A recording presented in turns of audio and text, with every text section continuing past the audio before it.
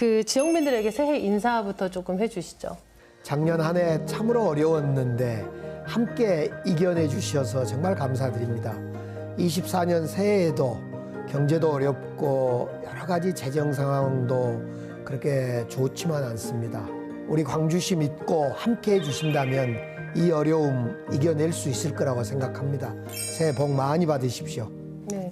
이 속도 내겠다 자신하셨었는데 5+1 현안 있잖아요. 이게 임기 1년 반 동안 진척이 상당히 있었어요. 그래서 이 공공성과 수익성이라는 이 두 가지를 어떻게 다 추구할 것이냐. 공익성과 수익성 이 두 가지 점은 늘 고민입니다.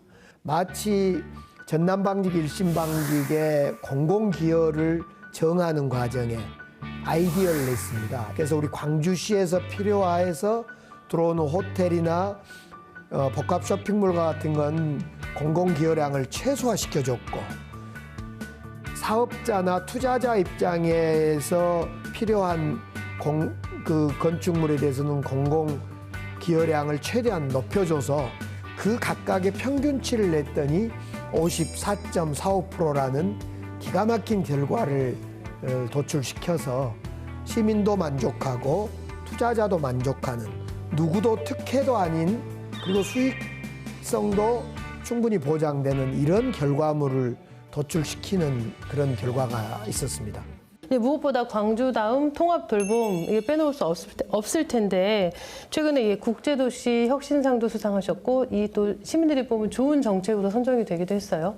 서비스를 받는 시민도 좋아하고 서비스의 주체인 행정하는 공직자들도 보람을 느끼는 그런 정책이었습니다. 그런데 국제혁신상까지 받게 되고 그래서 더욱더 기뻤는데, 최근에 국회에서 통합돌봄 지원법이 통과됐습니다. 저희들로서는 대만족이고 정말 큰 성과다 이렇게 생각합니다.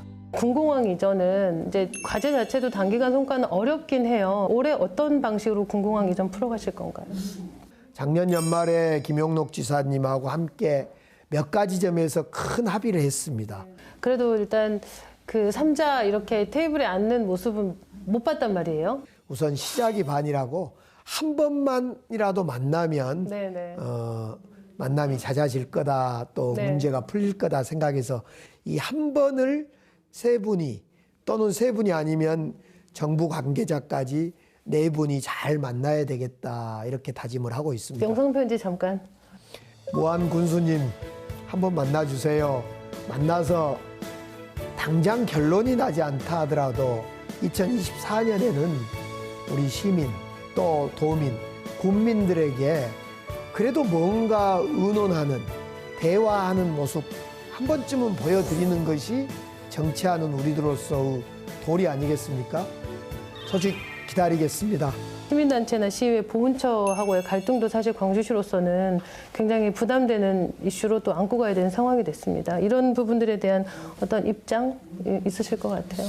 어떤 갈등은 정치적인 오해 때문에 생기는 갈등이 있습니다. 예를 들면 정률성 건 같은 경우는 보훈처가 광주시에 대한 정치적인 오해 때문에 생기는 갈등이기 때문에 이것은 동의하기 어려운 갈등입니다. 다만 이제 시의회나 시민단체하고 생긴 갈등들은 대화가 부족했다거나 오해로 인하거나 또 정책을 충분히 숙지하지 못하거나 이해하지 못함으로부터 생기는 갈등이기 때문에 갈등 현장에 제가 뛰어들어서 청와대 정무수석도 한 사람이고 12년 국회의원 지냈던 사람답게 갈등을 피하지 않고 정말 정면 돌파해서 설득시킬 건 설득시키고 또 이해를 구할 건 구하겠습니다. 시장실 문 항상 열려 있습니까? 제 문은 1년 제가 출근할 때부터 닫힌 적이 없습니다. 네, 평소 말씀하셨던 것처럼 이게 눈에 보이는 변화, 손에 잡히는 변화가 필요한데, 그런 측면에서 올해 힘줘서 좀 이렇게 바꿔보고 싶다 하는 부분이 있을까요? 정책 소개해 주시면 좋겠어요. 생애 주기별 할인제도, 즉 버스와 지하철을 많이 이용하는 우리 시민들에게 어린이는 무료, 청소년은 반값, 생애 주기별 어른들에게는 할인시켜주는 G패스라는 정책을 올 상반기 중에 시행하려고 준비하고 있습니다.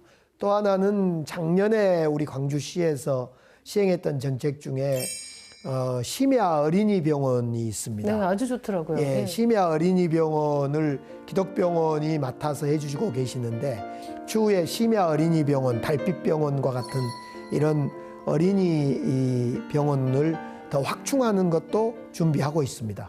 근데 시 재정 상황이 지금 이제 세수 감소도 그렇고 여러 가지로 좀 녹록지가 않아요. 어떻게 풀어가실 예정인가요? 정부 예산이 많이 줄어든 것이 사실입니다.